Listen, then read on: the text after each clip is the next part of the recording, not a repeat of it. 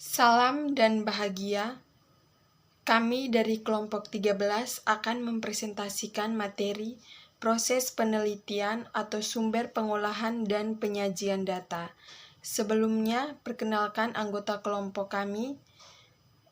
Yang pertama, Elizabeth Yanuarista, NIM 2019-017-018,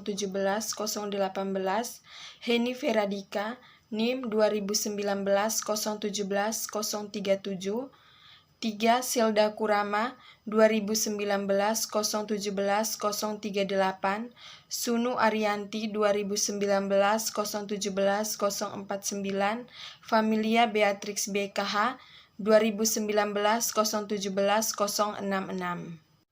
Yang pertama, pengolahan data. Pengolahan data merupakan sebuah proses manipulasi data untuk menjadi sebuah informasi. Kumpulan data yang awalnya tidak memiliki informasi yang dapat disimpulkan jika dilakukan proses pengolahan data, maka akan menghasilkan informasi. Informasi merupakan hasil pemrosesan data tertentu yang bermakna serta dapat digunakan untuk mengambil keputusan. Teknik pengolahan data. Pengolahan data atau disebut proses pra-analisis memiliki tahap-tahap berikut. Yang pertama, editing data. Proses mengedit merupakan proses di mana peneliti melakukan klarifikasi, keterbacaan, konsistensi, dan kelengkapan data yang terkumpul. Proses klarifikasi tentang mempersembahkan penjelasan mengenai apakah data yang sudah terkumpul akan menciptakan masalah konseptual atau teknis pada saat peneliti melakukan analisis data.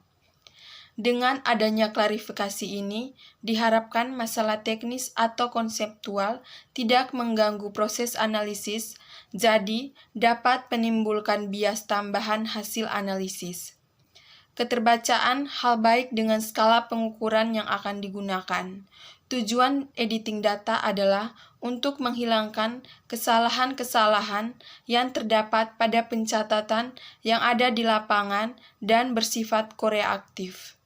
Setelah melakukan tugas lapangan, maka berkas-berkas catatan informasi atau data siap untuk diolah. Dalam mengedit ini akan diteliti lagi hal-hal sebagai berikut. Kelengkapan pengisian. A. Keterbatasan tulisan. B. Kejelasan makna jawaban. C. Keseragaman satuan data. D. Relevansi jawaban. 2. Pengembangan variabel, yaitu spesifikasi semua variabel yang diperlukan oleh peneliti yang mencakup dalam data yang sudah terkumpul, atau dengan kata lain, apakah semua variabel yang diperlukan sudah termasuk dalam data. Jika belum, berarti data yang terkumpul belum lengkap atau belum mencakup semua variabel yang diteliti. Yang ketiga yaitu pengkodean data. Pengkodean data yaitu mempersembahkan atau pembuatan kode pada tiap-tiap data yang termasuk dalam kategori yang sama. Kode adalah terlampir yang dibuat dalam bentuk angka-angka atau huruf yang memberikan petunjuk identitas pada suatu informasi atau data yang akan dianalisis. Tujuannya yaitu agar data dapat dipindahkan ke dalam sarana penyimpan, misalnya komputer dan analisis berikutnya. Dengan data yang sudah diubah dalam bentuk angka, maka peneliti akan lebih mudah mentransfer ke dalam komputer mencari program perangkat lunak yang sesuai dengan data yang digunakan sebagai sarana analisis. Yang keempat, cek kesalahan. Penelitian melakukan pengecekan kesalahan pada data sebelumnya dimasukkan ke dalam komputer untuk melihat apakah langkah-langkah sebelumnya sudah diselesaikan tanpa kesalahan yang serius. Yang kelima yaitu membuat struktur data. Peneliti membuat struktur data yang mencakup semua data yang dibutuhkan untuk analisis kemudian dipindahkan ke dalam komputer. Selanjutnya yaitu penyajian data.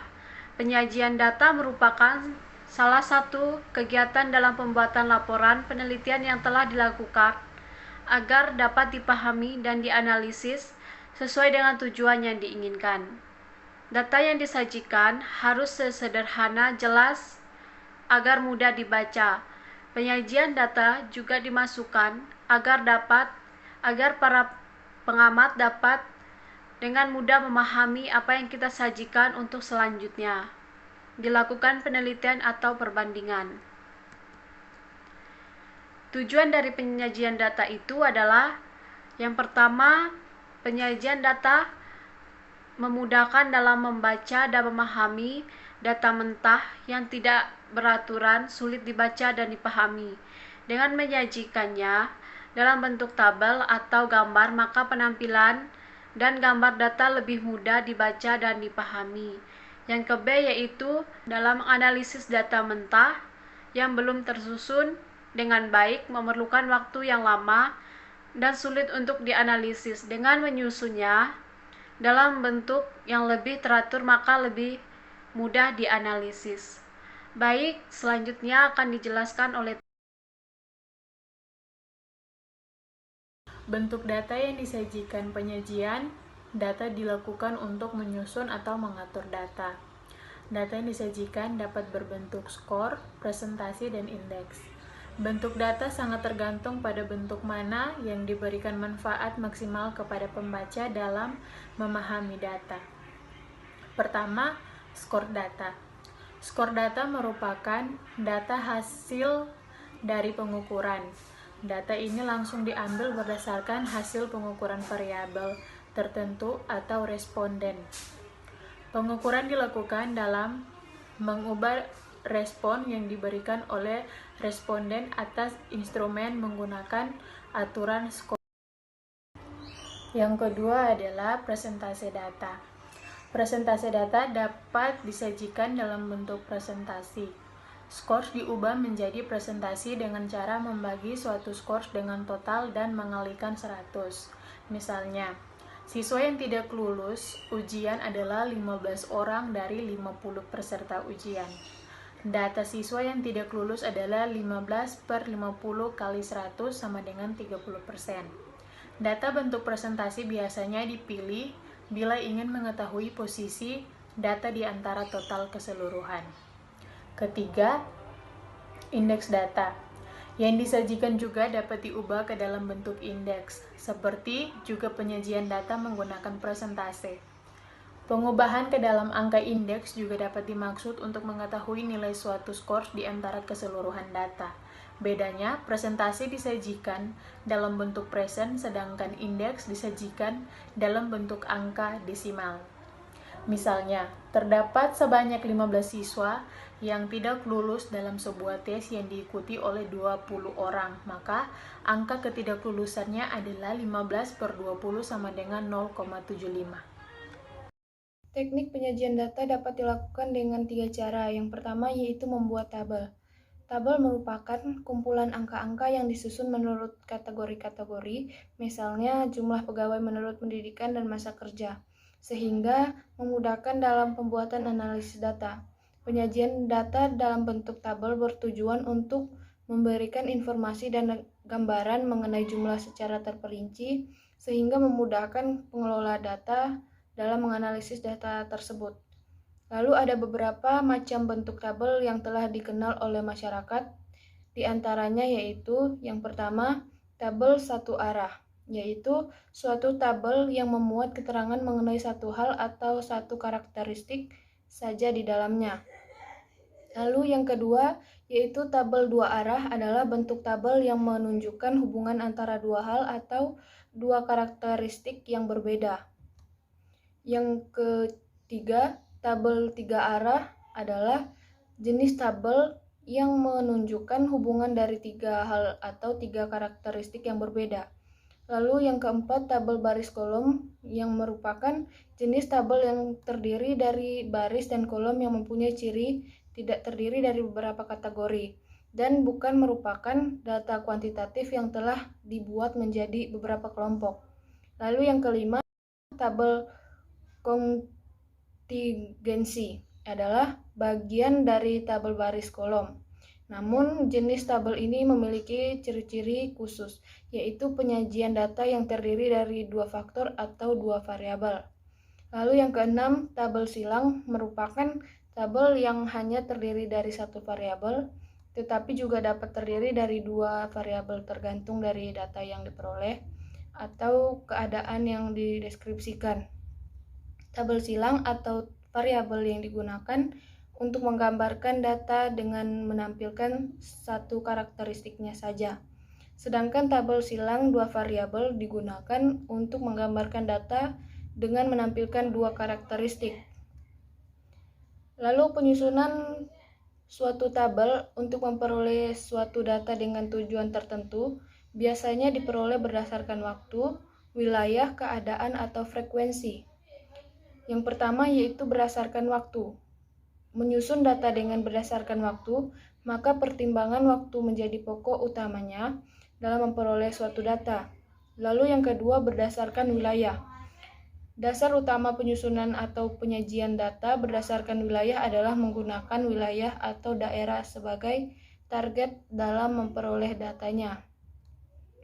Lalu yang ketiga yaitu berdasarkan keadaan atau frekuensi.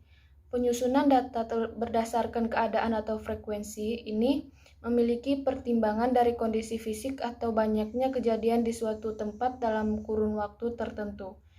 Ada dua jenis distribusi frekuensi, yaitu yang pertama distribusi frekuensi numerikal, yaitu distribusi frekuensi numerikal merupakan pembagian kelas-kelasnya dinyatakan dalam bentuk angka-angka atau secara kuantitatif.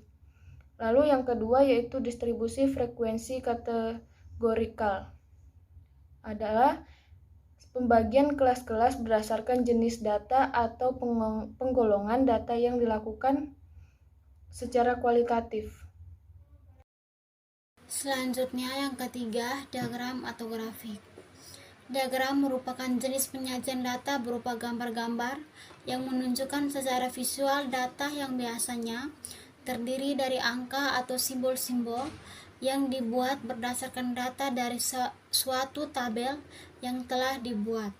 Sajian dalam bentuk diagram ini dapat memberikan informasi yang lebih cepat dan mudah dipahami, karena bentuk penyajian data ini lebih menarik dibandingkan penyajian data lainnya. Berdasarkan bentuknya, diagram dibedakan menjadi 3 jenis, yaitu sebagai berikut. Yang pertama, diagram garis atau line chart. Diagram garis atau grafik garis bentuk penyajian data yang dapat diperoleh dari beberapa ruas garis yang menghubungkan data titik pada suatu koordinat. Bidang garis horizontal atau sumbu X digunakan untuk menempatkan bilangan-bilangan yang bersifat tetap. Sedangkan garis vertikal atau sumbu Y digunakan untuk menempatkan bilangan-bilangan yang sifatnya berubah-ubah. Yang kedua, diagram batang atau bar chart. Diagram batang adalah bentuk penyajian data dengan batang-batang yang berbentuk persegi panjang, yang lebarnya sama dan dilengkapi dengan skala atau ukuran yang sesuai data yang disajikan. Antara batang yang satu dengan yang lainnya tidak boleh menempel dan jaraknya harus sama. Diagram batang memiliki beberapa jenis, diantaranya A. Diagram batang tunggal, yaitu diagram yang terdiri dari satu batangan yang menggambarkan sebuah perkembangan dari suatu karakteristik. B. Diagram batang ganda, yaitu diagram yang terdiri dari beberapa batangan untuk menggambarkan beberapa hal atau karakteristik. Selanjutnya, diagram lingkaran atau pie chart. Diagram lingkaran adalah bentuk penyajian data berupa lingkaran yang telah dibagi menjadi juring-juring sesuai dengan data yang disajikan. Bagian-bagian dari keseluruhan data tersebut biasanya dinyatakan dalam persen atau derajat. Diagram lingkaran merupakan gambaran perbandingan nilai dari suatu karakteristik. Fungsi utama dari lingkaran ini adalah untuk mengetahui perbandingan antara suatu data dengan data keseluruhan. Yang keempat, bentuk narasi. Narasi adalah jenis penyajian data dari hasil penelitian dalam bentuk teks atau kalimat. Sebagai contoh, penyebaran tentang virus COVID-19 di daerah perkotaan yang ramai lebih tinggi dibandingkan dengan daerah pedesaan yang masih jarang penduduk. Penyajian dalam bentuk narasi ini merupakan gambaran umum dan simpulan yang diperoleh dari hasil pengamatan. Di bidang kesehatan, penyajian dalam bentuk teks biasanya hanya digunakan untuk memberikan suatu informasi kepada publik yang berperan sebagai laporan hasil penelitian kualitatif.